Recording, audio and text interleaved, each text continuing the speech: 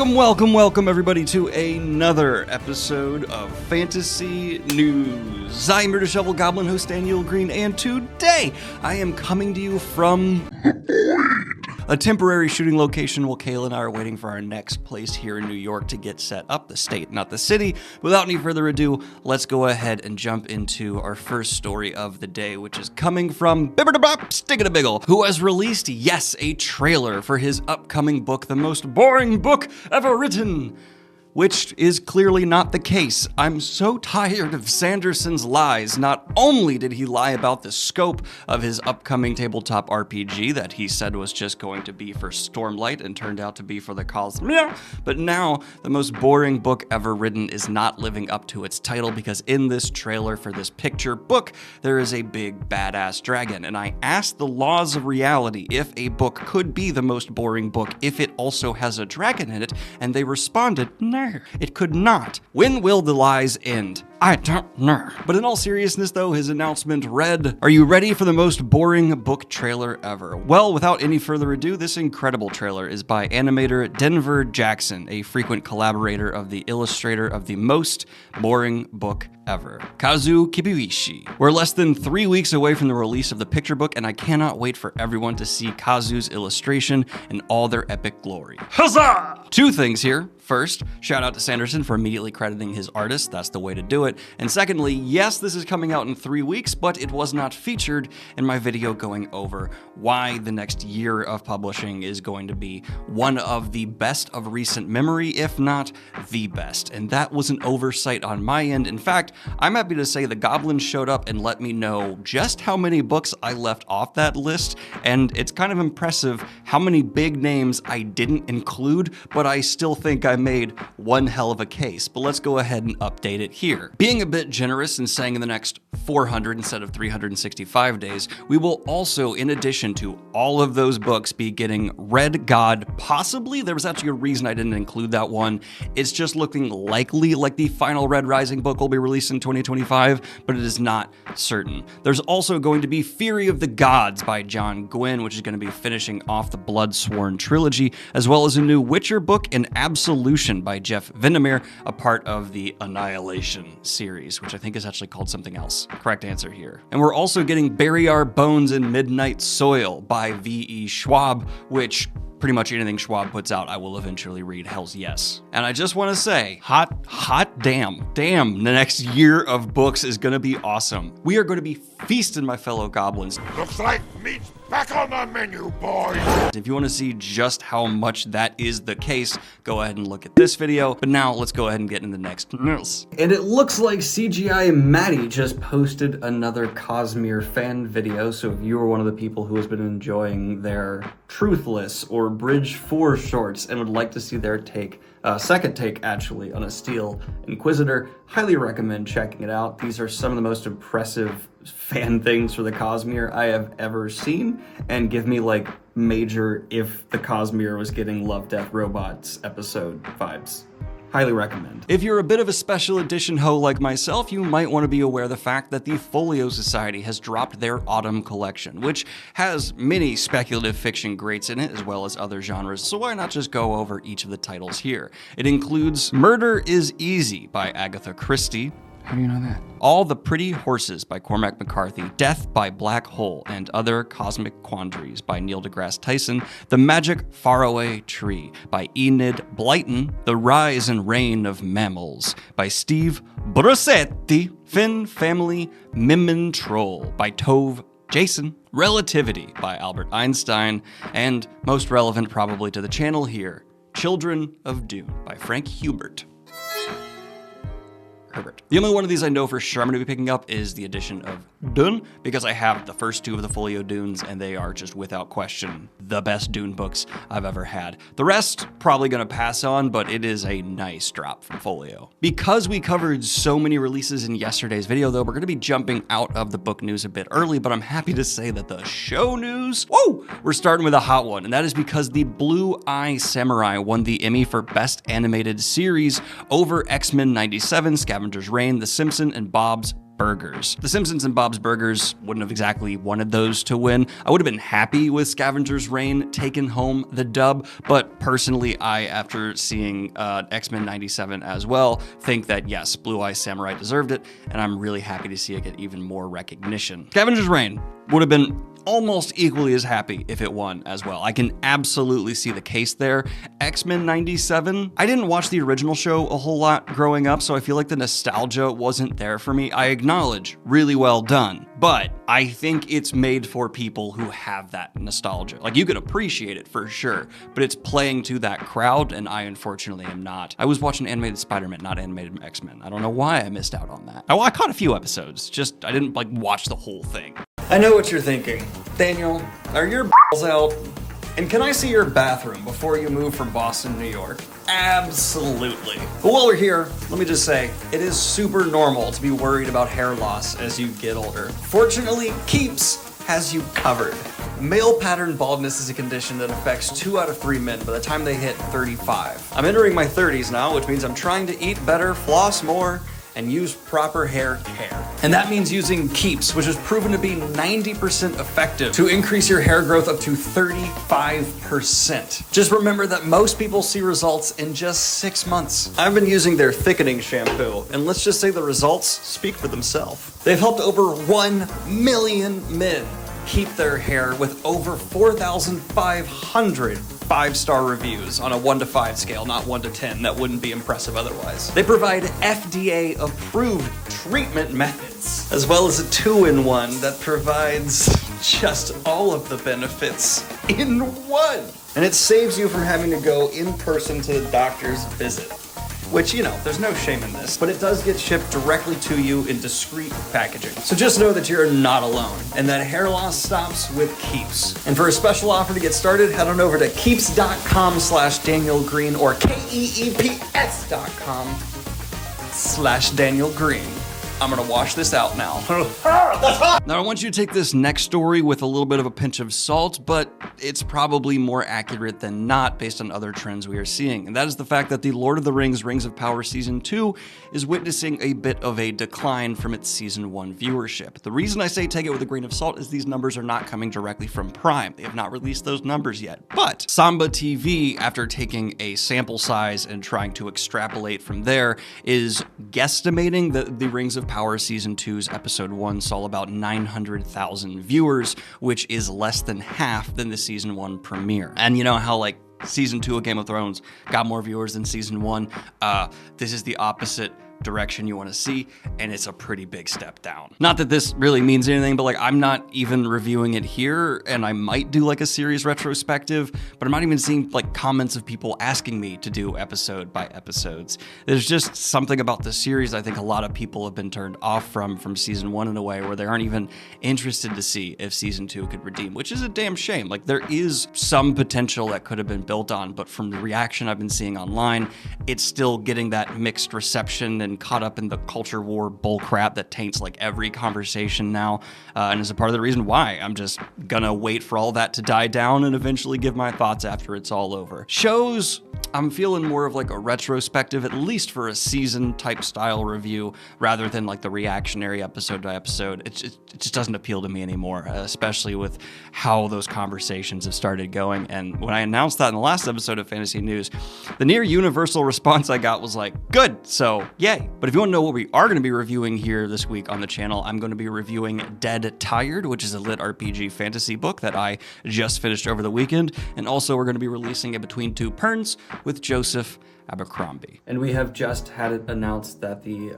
iconic performer James Earl Jones passed away, and that news dropped late this evening. And everything from his roles in Star Wars Lion King to Red for Red October, everything the guy seemed to touch was elevated by his presence, and this is one of those losses that's just, wow, hits you worse and harder than you thought it would. Rest in peace to one of the most iconic voices Hollywood has ever produced. And for my video game fans, it seems that WB, after seeing the success of Black Myth Wukong and their own success with Hogwarts Legacy, is going to be prioritizing single-player gaming experiences. This is just a trend I hope continues to take off within gaming as a whole. There are like 2 games that I like playing with friends online, but in general, I am a solo gamer. I am much more of the Elden Ring, or like, oh god, probably Mass Effect. Man, I actually have a ludicrous amount of time in the original like PlayStation 2 Spider-Man games as well. Those are the games that have like stolen my passion. MMOs, or even just like party-based multiplayer, just not as big a fan of anymore. A completely ill-informed opinion I have is that the recent developments and leaps forward in like technological development for gaming has greater benefit for single-player crafted experiences rather than MMOs especially, though that's only going on like my subjective exposure to recent games as a whole. But this comes along with WB confirming that they are prioritizing a sequel to Hogwarts Legacy, and I'm sure there's more market trends to justify this decision, as well as with the MMO market kind of seeming to be saturated recently and more failures taking place there, though, you know, there's failures all over the place in every medium sphere. I just hope they don't find a way to inject the same kind of microtransaction milking into these single-player game experiences that we see so prevalent on games with like any type of online experience. Before we jump into all of the trailer news of the week though, I actually want to say Hugo did something kind of all right. I can't believe it either. My God. And that is because they have come out with a full, no reservations apology for what happened at the last Hugo Awards. Specifically, the 2024 WSFF business meeting issued an apology resolution. The following resolution passed at the 2024 business meeting of the World Science Fiction Society. Be it resolved that the World Science Fiction Society apologizes unreservedly to the nominators and voters of the 2023 Hugo Awards for any failures in the administration of the 2023 Hugo Awards, and the World Science Fiction Society apologizes unreservedly to all nominees, finalists, and winners of the 2023 Hugo Awards for any failures in the administration of the 2023 Hugo Awards, as well as any harm which may result for those actions. And the World Science Fiction Society specifically and unreservedly apologizes to R.F. Kuang, author of Babel, Kuangying Mu Ming Gao, author of Color the World, Hei Ha, author of Fangong Temple Pagoda, Paul Weimer, and Jirenjie Zhao for their exclusion from the 2023 Hugo and/or Astounding Award final ballots. It's not the best apology I've ever seen. They didn't like go into detail of what they went wrong, but they've already promised to do better. They've shown they have done a bit better this year, and I think it's as good as we can expect to get. I would not say that like redemption,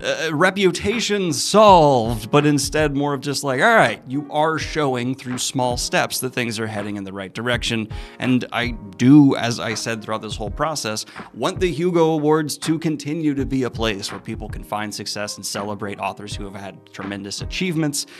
It's just, things are going to feel a bit painted for a while. But for kicking off the trailer news, we're going to be taking a look at Uzumaki, the full-length trailer to be specific, but it seems to be kind of like a shot-for-shot panel remake, and I would rather you all see someone who is not as familiar with the story's reaction to this style of horror. So for that, we're going to be throwing it over to co-host of Fantasy News, Jackson Dickert. Daniel asked me to cover the Uzumaki trailer. He asked me to cover it specifically because I know nothing about the manga. He would like me to record my reaction, so that's what I'm doing. The only thing that I know about this is Daniel said that the scary part is the spirals. He said you guys already have his opinion and know what he thinks about like Uzumaki and whatnot, so that it might be fun to get my opinion as someone who has no idea what this is. Oh, I hate that. No, nobody should watch this. This is bad. This is a bad show. Oh my god. Oh my god. Adult Swim, y'all could keep that one. That one's for everybody else. I don't want it. I'll take the next one. You guys can just enjoy that. however it is that you enjoy something like that. And there has also been an upcoming Wolfman trailer that has some interesting notes to it. While the trailer itself does not look objectively horrible, it is going to be a January release. For those of you who don't know, January releases typically have a reputation for kind of just being the month that studios are dumping stuff they know won't perform the best, though I'm not sure if that's necessarily the case anymore. So much has changed in the movie-going experience, movie theaters as a whole, and how studios are doing streaming and stuff that maybe that's just no longer the case, and this will be a pretty good Wolfman. There's a few actors in this who I do enjoy, and taking werewolves and making them terrifying instead of sexy is personally a bit more appealing to me, though my favorite werewolf movie of all time is still going to be American Werewolf in London. If you have not watched it, it's super fast, really solid horror movie, and so quintessentially 80s. But the biggest trailer of the week, no question in my opinion, is going to be for Arcane Season 2,